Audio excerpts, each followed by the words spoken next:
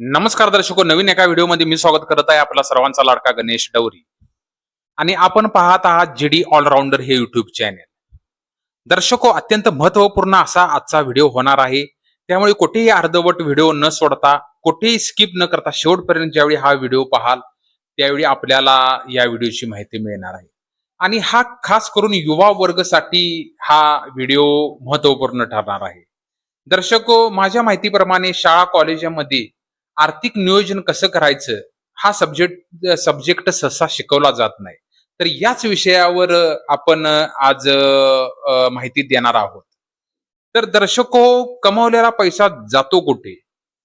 50-30-20 rules ह्याविषयी मी आपल्याला आज मार्गदर्शन करणार आहे.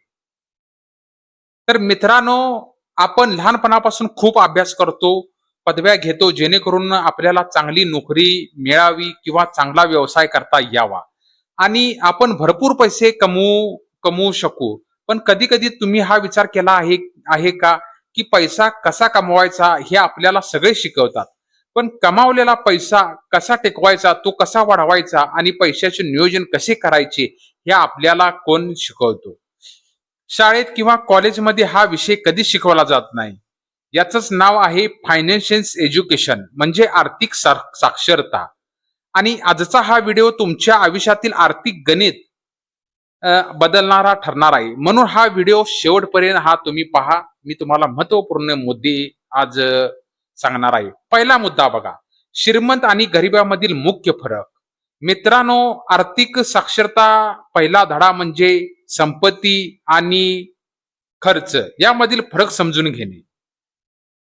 ऍसेट्स म्हणजे गोष्टी ज्या तुमच्या खिशात पैसा आणतात, जसे की bank, FD, shares, real estate, जमीन किंवा घर ज्यातून भाडं येतं, किंवा सोन्यामधील गुंतवणूक. लायबिलिटीज म्हणजे अशा गोष्टी ज्या तुमच्या खिशातून पैसा बाहेर काढतात, जसे की महागडा मोबाईल, चैनीच्या वस्तू किंवा शोभा करण्यासाठी घेतलेली मोठी गाडी ज्याचा हप्ता तुम्हाला दरमहा भरावा लागतो. श्रीमंत माणूस नेहमी आधी ऍडजस्ट खरेदी करतो आणि गरीब मध्यमवर्गीय माणूस केवळ लायबिलिटीसाठी गोळा करण्यात आयुष्य घालवतो. जर तुम्हाला आर्थिकदृष्ट्या सक्षम व्हायचे असेल तर तुमचे पैसे अशा ठिकाणी लावा जिथून तुम्हाला परतावा मिळेल. हा पहिला मुद्दा मी सांगितला. आता दुसरा मुद्दा बघा, 50-30-20 चा सुवर्ण नियम, द 50-30-20 रूल्स. आता प्रश्न येतो की महिन्याला मिळणाऱ्या पगाराचं किंवा उत्पन्नाचं नियोजन कसं करायचं. यासाठी फायनान्स मध्ये एक सुवर्ण नियम आहे, त्याला 50-30-20 रूल्स म्हणतात. तुमच्या एकूण उत्पन्नाचे 3 भाग करा. 1.5% गरजा, तुमच्या उत्पन्नातील अर्धा भाग तुमच्या जीवनावश्यक गोष्टीसाठी खर्च झाला पाहिजे, जसे की घराचे भाडे, रेशन, लाईट बिल, मुलांचे शिक्षण आणि औषधोपचार. दुसरा पॉइंट, 30% इच्छा, वॉन्ट्स. 30% भाग तुम्ही तुमच्या आवडीनिवडी खर्च करू शकता, जसे की बाहेर हॉटेलमध्ये जेवायला जाणे, कपडे खरेदी किंवा फिरायला जाणे. पॉइंट 3, 20% बचत आणि गुंतवणूक, सेव्हिंग इन्व्हेस्टमेंट. कोणत्याही परिस्थितीत तुमच्या उत्पन्नातील किमान 20% रक्कम ही बाजूला काढून ती चांगल्या ठिकाणी गुंतवली पाहिजे. हा पैसा तुमच्या भविष्याची सुरक्षता असते. मुद्दे 2 आपल्याला सांगितलेले. आता मुद्दा तिसरा आपण जाणून घेऊया, बचतीचे हुशार मार्ग, सोने आणि जमीन. गुंतवणूक कुठे करावी? भारतात गुंतवणुकीचे अनेक मार्ग आहेत, पण 2 पारंपरिक आणि सर्वात सुरक्षित मार्ग आजही तितकेच प्रभावी आहेत. सोन्यामध्ये गुंतवणूक, गोल्ड इन्व्हेस्टमेंट. सोने हा केवळ एक दागिना नाही, तर तो संकटाच्या काळातील सर्वात मोठा मित्र आहे. महागाई ज्या गतीने वाढते त्याच गतीने सोन्याचे भावही वाढतात. त्यामुळे सोन्याच्या केलेली दीर्घकालीन गुंतवणूक कधीही तोट्याची ठरत नाही, ती तुम्हाला आर्थिक स्थैर्य देते. त्याचबरोबर रिअल इस्टेट आणि जमीन म्हणतात, जमीन कधीच वाढत नाही, पण जमिनीचे भाव मात्र नेहमी वाढतात. जागा नेहमी योग्य ठिकाणी घेतलेली जमीन ही भविष्यात तुम्हाला करोडो रुपयाचा परतावा देऊ शकते. याशिवाय तुमचे म्युच्युअल फंड किंवा शेअर मार्केटमध्ये अभ्यास करून तेथेही गुंतवणूक करू शकता. हे 3 पॉइंट झाले. चौथा पॉइंट काय, आपत्कालीन निधी आणि विमा.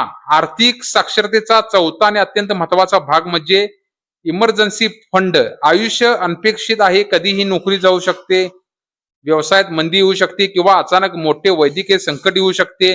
अशा वेळी कोणाकडे हात पसरण्याची वेळ येऊ नये म्हणून तुम्ही किमान 6 महिन्याचा खर्च इतकी रक्कम बँकेत इमर्जन्सी फंड म्हणून सुरक्षित असायला हवी. सोबतच स्वतःचा आणि कुटुंबाचा एक चांगला आरोग्य विमा, जीवन विमा असणे गरजेचे आहे, जेणेकरून संकटाच्या काळात तुमच्या बचतीला धक्का लागणार नाही. तर हे 4 मुद्दे आज आपल्याला मी सांगितले. तर निष्कर्ष काय आहे मित्रांनो, फायनान्सिन्स आणि एज्युकेशन म्हणजे फक्त पैसा वाचवणे नव्हे, तर पैशाचा योग्य वापर करून पैशासाठी काम करून घेणे होय. तुम्ही वयाच्या 25व्या वर्षी असाल किंवा 40व्या वर्षी असाल, आजपासून आपल्या पैशाचे नियोजन करायला सुरुवात करा. आणि ही तुम्हाला आजची ही माहिती कशी वाटली हे कमेंट करून नक्की सांगा.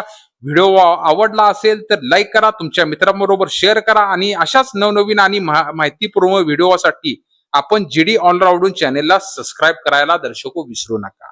हे अत्यंत महत्वाचे असे फायनान्सचे नियम आपल्याला मी 4 मुद्दे थोडक्यात मी आपल्याला सांगितले.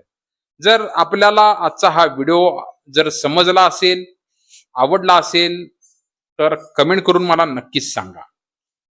तर महत्वपूर्ण येणाऱ्या काळात मी असेच व्हिडिओ आपल्यासाठी सादर करणार आहे. त्यामुळे जास्तीत जास्त आपण GD allrounder YouTube channel subscribe करा. इथे साईडला जे घंटीचं बटन दिलेलं आहे त्यावर क्लिक करा, म्हणजे GD allrounder YouTube channel subscribe येईल आणि माझे महत्वपूर्ण असे व्हिडिओ आपल्याला आपल्या मोबाईल स्क्रीनवर नोटिफिकेशन त्याचं येईल. त्यामुळे जीडी ऑलराऊंडर हे युट्यूब चॅनल नक्की सबस्क्राईब करा. चला तर दर्शको, नवीन एका व्हिडिओ सहित परत एकदा भेटू. तुर्तास धन्यवाद. नमस्कार. जय महाराष्ट्र.